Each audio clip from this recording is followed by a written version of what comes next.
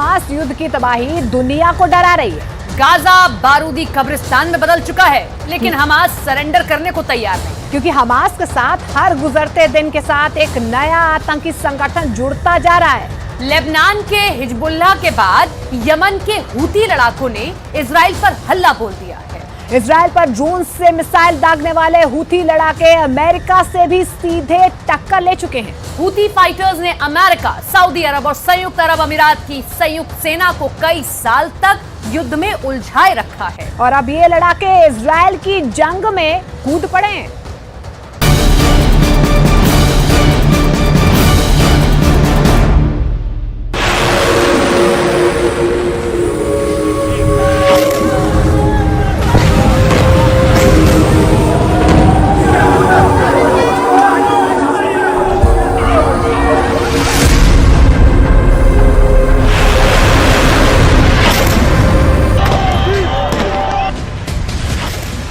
पंद्रह दिनों से इजरायल ने गाजा के अंदर 5000 से ज्यादा एयर रेड करके गाजा को कब्रिस्तान में बदल दिया है। लेकिन अब अचानक कुछ ऐसा हो गया है जिसकी कल्पना नेतन्याहू ने नहीं की थी। इजरायल के सामने सफल शासक माने जाने वाले गोल्ड मान्यार को भी ऐसी अभूतपूर्व परिस्थितियां नहीं झेलनी पड़ी थी। 6 डे वॉर में गोल्डा मायर ने 8 अरब देशों से अकेले जंग लड़ी थी, लेकिन इसमें यमन शामिल नहीं था। हालांकि अब वो जंग होने जा रही है, उसमें यमन भी कूद पड़ा है।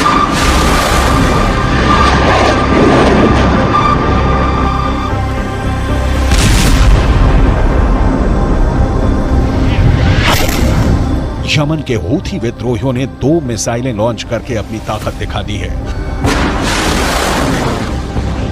लेकिन अब इजरायल ने भी इन हूथियों को जड़ से मिटा देने का ऐलान किया है, क्योंकि यह तय हो चुका है कि हूथी विद्रोहियों ने जो 3 मिसाइलें दागी थी उसका टारगेट इजरायल था।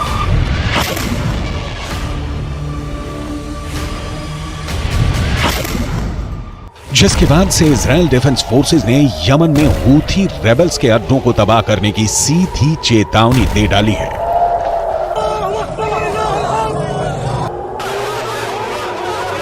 आईडीएफ के प्रवक्ता रियर एडमिरल डैनियल हगारी ने गाजा पट्टी के साथ लेबनान और यमन पर जवाबी हमले की जानकारी साझा की है। गुरुवार को 19 अक्टूबर को ही अमेरिकी नौसेना के एक जहाज ने यमन से इजरायल की ओर लॉन्च की गई मिसाइलों और ड्रोनों को रोक दिया था।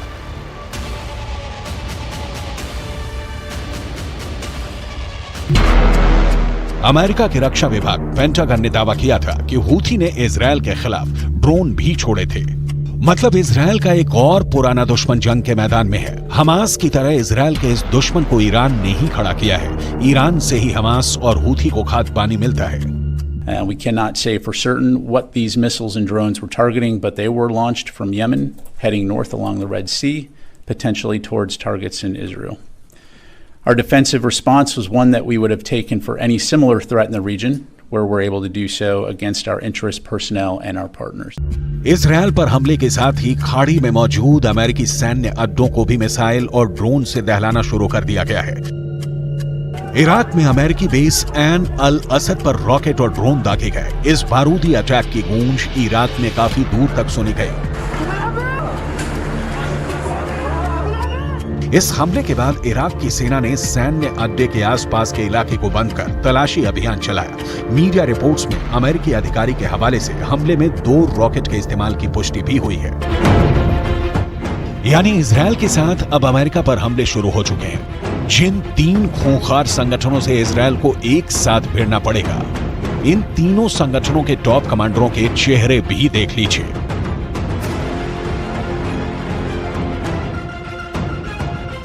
हमास का सरगना इस्माइल हानिया, हिजबुल्लाह का आका हसन नसरुल्ला और हूथी विद्रोहियों का कमांडर अब्दुल मलिक अल हूथी।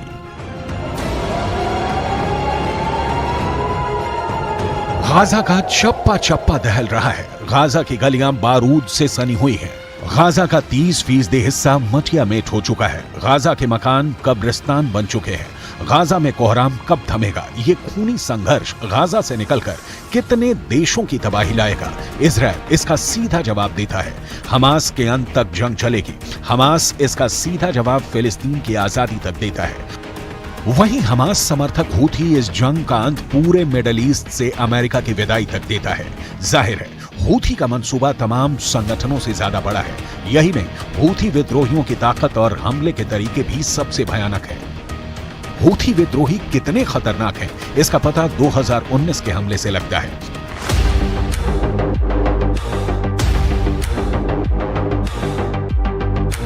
सितंबर 2019 में हूथी विद्रोहियों ने सऊदी अरब की तेल कंपनी अरामको को ड्रोन हमलों से दहलाया था। तब हूथी विद्रोहियों ने ड्रोन से मिसाइल दागकर तेल कंपनी अरामको की सबसे बड़ी रिफाइनरी वाले इलाके बकीक को धुआं कर दिया था। हूथी विद्रोहियों ने दूसरा मिसाइल अटैक अरामको के खुरैस तेल क्षेत्र में किया था।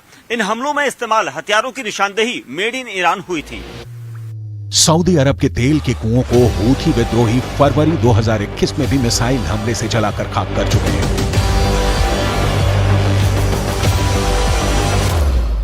इतना ही नहीं, हूथी विद्रोहियों ने सऊदी अरब, संयुक्त अरब अमीरात और अमेरिका की संयुक्त सेना से लंबे अरसे तक जंग भी लड़ी है। CNN की एक रिपोर्ट बताती है कि हूथी विद्रोहियों को बहुत सारे हथियार तस्करी के जरिए मिलते हैं, लेकिन हूथी विद्रोहियों की असल ताकत ईरान है। मतलब यमन के बड़े हिस्से पर कब्जा जमा कर बैठे हूथी विद्रोहियों के पास गोला बारूद की कोई कमी नहीं है।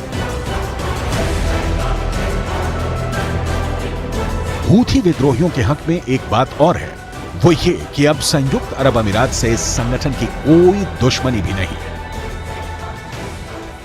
हूथी विद्रोहियों का उदय सन 1980 में यमन में हुआ था। हूथी विद्रोही यमन के उत्तर में बसे शिया मुसलमानों का सबसे बड़ा संगठन है। पश्चिमी मीडिया की रिपोर्ट बताती है कि हूथी विद्रोहियों के पास 1,80,000 से लेकर 2 लाख जवानों वाली सेना है।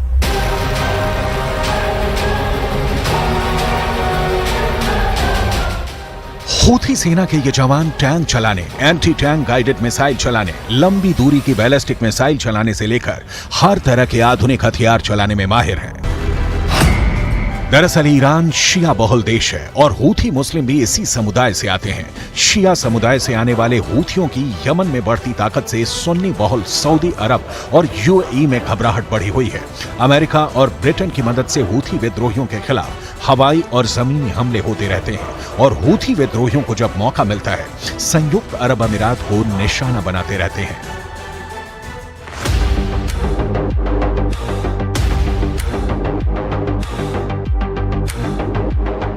इसका असर यह हुआ है कि यमन अब युद्ध का मैदान बन चुका है। सऊदी अरब, UAE की सेनाओं का सीधा मुकाबला हूथी विद्रोहियों से है। हूथी 1980 के दशक से एक्टिव है। सैकड़ों मार चुके हैं, सैकड़ों हूथी विद्रोहियों की जान जा चुकी है। यमन कतरा कतरा तबाह और बर्बाद हो चुका है। लेकिन अब भी इन्हें अपनी नहीं, हमास की पड़ी है। अपने शीशे के घर से हूथी विद्रोही इजरायल के घर पर पत्थर मार रहे हैं और यहां तो इजरायल पहुंचने से पहले किसी को भी भूमध्य सागर में परमाणु ताकत से lace 2 aircraft carrier Gerald Ford और आइजनहावर के हमले से गुजरना होगा। लाल सागर में यमन से आए मिसाइलों को भी अमेरिकी युद्धपोत USS कॉर्नी ने ही इंटरसेप्ट और ध्वस्त किया। युद्धपोत USS कॉर्नी एक डिस्ट्रॉयर है। इसका इस्तेमाल हवाई हमले रोकने और पानी और जमीन पर हमले के लिए होता है। यह 1991 से अमेरिकी वायुसेना में सेवा दे रहा है। इस पर हमेशा 329 सैनिक तैनात रहते हैं और इसकी रफ्तार 55 किलोमीटर प्रति घंटा है। इजरायल युद्ध में समर्थन और विरोध की तस्वीरें पल पल बदल रही हैं। नया समीकरण दिख रहा है कि हूथी विद्रोहियों के हमास के समर्थन में उतरने के बाद शायद संयुक्त अरब अमीरात और सऊदी अरब इजरायल के खिलाफ खुलकर उतरने से इनकार कर दें। ऐसे में ईरान का यह दावा कि अरब देश एक होकर इजरायल के खिलाफ लड़ेंगे, दावा ही रह जाएगा। खाड़ी में सऊदी अरब और संयुक्त अरब अमीरात दोनों शक्ति हैं। हूथी के नाम पर ये दोनों देश ईरान को कतई समर्थन नहीं देने वाले, लेकिन ईरान को पुतिन और शी जिनपिंग से भी उम्मीदें हैं। युद्ध की फैलती तेजी बता रही है कि विस्तार तय है, जो बहुत भयावह और दर्द भरा होगा। ईरान के मैदान में आने से अभी तक डिफेंसिव मोड में रहे अमेरिका को आक्रामक होना होगा, और फिर गाजा ही नहीं, धमाके ईरान की राजधानी तेहरान में भी होंगे, धमाके लेबनान में भी होंगे, क्योंकि हूथी, हिजबुल्लाह और हमास एक साथ खड़े हैं और इनसे निपटने के लिए इजरायल डिफेंस फोर्स ने भी धावा बोल दिया है।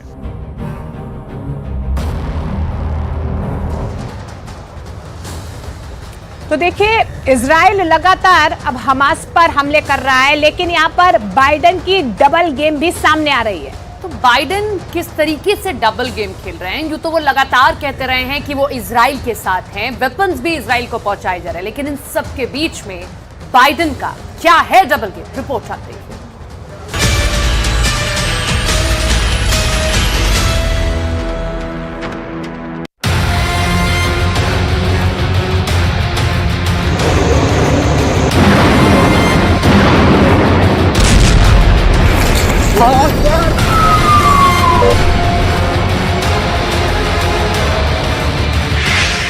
अक्टूबर को अमेरिका के 2 बंधक रिहा किए और 21 अक्टूबर को हजारों टन की राहत सामग्री गाजा के अंदर चली गई। क्या बंधकों की रिहाई और राहत सामग्री गाजा के अंदर भेजे जाने को लेकर कोई सीक्रेट डील हुई है? ये एक बहुत बड़ा सवाल है। आखिर हमास के खूंखार आतंकवादी इजरायल से भी बड़ा दुश्मन अमेरिका को मानते हैं। फिर आखिर ये आतंकवादी इतनी जल्दी कैसे अमेरिका के 2 बंधकों को रिहा करने पर राजी हो गए?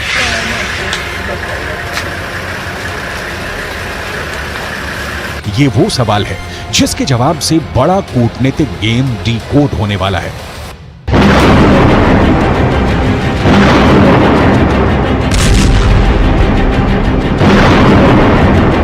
पिछले 15 दिनों से इजरायल पूरे गाजा पर ताबड़तोड़ बमबारी कर रहा है, ये जानते हुए भी कि गाजा के अंदर इजरायल के 200 से ज्यादा नागरिक कैदी हैं और उनकी जान को खतरा हो सकता है। कैदियों में बहुत सारे छोटे बच्चे भी हैं, ये जानकारी भी इजरायल को है, लेकिन इसके बाद भी इजरायल की ये नीति रही है कि वो कभी भी आतंकवादियों के सामने झुकता नहीं है और बंधक बनाने के बाद दुश्मन के द्वारा खेले जाने वाले माइंड गेम के दबाव में नहीं आता है। और बिल्कुल ठीक ऐसा ही इस बार भी हुआ। इजरायल के प्रधानमंत्री बेंजामिन नेतन्याहू ने 7 अक्टूबर को ही, यानी हमास के अटैक के दिन ही ये ऐलान कर दिया था कि इजरायल अब युद्ध में है। उन्होंने कहा था कि वी आर इन वॉर। तब से आज तक कभी भी बेंजामिन नेतन्याहू ने बंधकों को लेकर अपनी कमजोरी नहीं दिखाई। ये जरूर कहा कि अमेरिका और इजरायल साथ मिलकर बंधकों की रिहाई की कोशिश कर रहे हैं, लेकिन अमेरिका ने शायद बेंजामिन नेतन्याहू के सख्त रवैये के बावजूद हमास के आतंकवादियों के साथ सीक्रेट डील के तहत अपने बंधकों को रिहा करवाने पर काम शुरू कर दिया है। हमास ये कह रहा है कि उसने अमेरिका के 2 नागरिकों को मानवीय कारणों से छोड़ा है, लेकिन हमास के आतंकियों से मानव जैसे व्यवहार की उम्मीद करना बेमानी हो गई। दरअसल गाजा में भूख के बिना हमास के लड़ाके इतने परेशान हो गए कि उन्हें मजबूरी में 2 बंधकों को छोड़ना पड़ा और आने वाले दिनों में भी इस तरह की उम्मीद हमास की तरफ से की जा सकती है, क्योंकि इजराइल और दूसरे देशों का रुख बहुत कड़ा है हमास के खिलाफ। दरअसल लेबनान के एक अखबार neharnet.com पर हमास की योजना की असल खबर छपी है। लेबनान का यह अखबार लिखता है कि हमास की तरफ से यह कहा गया कि उन्होंने 2 अमेरिकी बंधकों को इसलिए रिहा किया है क्योंकि बाइडेन की तरफ से यह आश्वासन दिलाया गया है कि राहत सामग्री के कुछ ट्रक गाजा के अंदर आएंगे और रफा क्रॉसिंग को खोल दिया जाएगा। मतलब साफ है कि आतंकवादी सुरंगों के अंदर भूख से बिलबिला रहे हैं और इसीलिए सीक्रेट डील के जरिए एक तरफ गाजा के अंदर राहत सामग्री को आने देना चाहते हैं और दूसरी तरफ अमेरिका के 2 बंधकों को रिहा भी कर दिया गया है। ऐसा लगता है कि इस सीक्रेट डील में एक अहम किरदार कतर के अमीर भी हैं। याद कीजिए, अमेरिका के विदेश मंत्री एंटनी ब्लिंकन ने कतर का दौरा किया था और कतर के अमीर से मुलाकात की थी। इस दौरान क्या बात हुई इसकी फुल डिटेल नहीं आई थी, लेकिन अब धीरे धीरे ये सारी परतें खुलने शुरू हो गई हैं। दरअसल अमेरिका के 2 बंधकों की रिहाई के बाद कतर के विदेश मंत्रालय के प्रवक्ता की तरफ से ये बयान आया है कि आज रात अमेरिका के बंधकों की रिहाई सभी पक्षों के साथ कई दिनों तक लगातार बातचीत के बाद हुई है। प्रवक्ता का कहना है कि इजरायल और हमास के साथ कतर की बातचीत इस उम्मीद में जारी रहेगी कि वो सभी देशों के बंधकों को रिहा कर देंगे। यानी बात बिल्कुल साफ है कि एक आतंकी संगठन हमास के बिचौलिए की तरह बातचीत कतर की सरकार कर रही थी। अब इस तरह हमास इसलिए कतर के कूटनीतिज्ञों की पीठ ठोकेगा कि राहत सामग्री से भरे हुए ट्रक गाजा के अंदर पहुंच गए हैं और जाहिर सी बात है कि गाजा के अंदर जब ये ट्रक जाएंगे तो इन पर कब्जा आतंकियों का ही होगा, क्योंकि गाजा पर जमीनी कब्जा आज भी हमास के आतंकियों का ही है और ये कोई नई बात भी नहीं है। पश्चिम की मीडिया रिपोर्ट्स में पहले भी ये कहा गया था कि इजरायल पहले से दावा करता रहा है कि गाजा में जो राहत सामग्री भेजी जा रही है उसके आतंकियों के पास पहुंचने की बहुत उम्मीद है। इजरायल पहले भी ये कह चुका है कि जो ईंधन गाजा भेजा गया था उसे हमास के आतंकियों ने चुरा लिया और इसीलिए हमास के पास ईंधन का स्टॉक बन गया। पिछले एक हफ्ते से लगातार इजरायल पर यह दबाव बनाया जा रहा था कि वो रफा क्रॉसिंग को खोल दे और राहत सामग्रियों को गाजा के अंदर जाने दे, लेकिन इजरायल इसके लिए तैयार नहीं था और उसने 2 बार रफा क्रॉसिंग पर एयर स्ट्राइक भी की थी। यही नहीं, इजिप्ट के राष्ट्रपति अल सीसी भी बयान दे चुके थे कि अगर गाजा के अंदर राहत सामग्री नहीं जा पा रही है तो इसकी एक और वजह इजरायल की जिद है। इजरायल के अंदर उन परिवारों में पहले से काफी गुस्सा था जिनके सदस्यों को गाजा के अंदर हमास ने किडनैप किया हुआ है। इन पीड़ित परिवारों ने पिछले हफ्ते एक प्रेस कॉन्फ्रेंस करके कहा था कि गाजा के अंदर राहत सामग्री तब तक नहीं जानी चाहिए जब तक कि इजरायल के सभी 200 से ज्यादा बंधकों को रिहा नहीं कर दिया जाए। इस मांग पर नेतन्याहू की तरफ से कोई बयान नहीं आया था, क्योंकि शायद अमेरिका और कुछ साथी देशों का दबाव इजरायल पर था कि रफा क्रॉसिंग को खोला जाए। पूरी उम्मीद है कि जब अमेरिका के विदेश मंत्री टोनी ब्लिंकन ने कतर के अमीर से बात की होगी तब अमेरिका की तरफ से भरोसा दिलाया गया होगा कि अगर हमास बंधकों को रिहा करता है तो इजरायल राफा बॉर्डर को खोलने के लिए राजी हो जाएगा। यानी अगर देखा जाए तो इस पूरी डील में राजनीतिक नुकसान बेंजामिन नेतन्याहू को हुआ है। इजरायल को रफा क्रॉसिंग खोलने से रणनीतिक नुकसान भी हुआ है, इसकी चर्चा हम आगे करेंगे, लेकिन पहले नेतन्याहू के अंदरूनी राजनीति पर बात करनी जरूरी है। इजरायल के अंदर एक सर्वे हुआ है और इस सर्वे का दावा है कि इजरायल के 21% लोग गाजा में हमला करने के विरोध में हैं, लेकिन 65% लोग हमास पर हमले का समर्थन कर रहे हैं। गाजा में 51% लोग नहीं चाहते कि हिजबुल्लाह के साथ जंग हो और 49% लोग चाहते हैं कि हिजबुल्लाह के साथ भी जंग हो जाए। लेकिन सबसे बड़ी मुश्किल नेतन्याहू के लिए ये हुई है कि इस सर्वे के मुताबिक अगर आज इजरायल में चुनाव हो जाए तो नेतन्याहू की पार्टी को करीब 20 सीटों का नुकसान होगा। अब जाहिर सी बात है कि बंधकों को रिहा किए बिना ही इतनी भारी मात्रा में गाजा के अंदर राहत सामग्री भेजे जाने से नेतन्याहू की लोकप्रियता इजरायल के अंदर और गिरने वाली है। लेकिन नेतन्याहू इसलिए मजबूर है कि वो कई फ्रंट पर जंग लड़ रहे हैं और अमेरिका का साथ और अमेरिका के हथियार उन्हें किसी भी कीमत पर चाहिए। युद्ध रणनीति के हिसाब से भी अगर आप सोचेंगे तो ये पता चलेगा कि हमास के साथ लड़ाई इजरायल की लंबे वक्त तक गाजा में चल सकती है।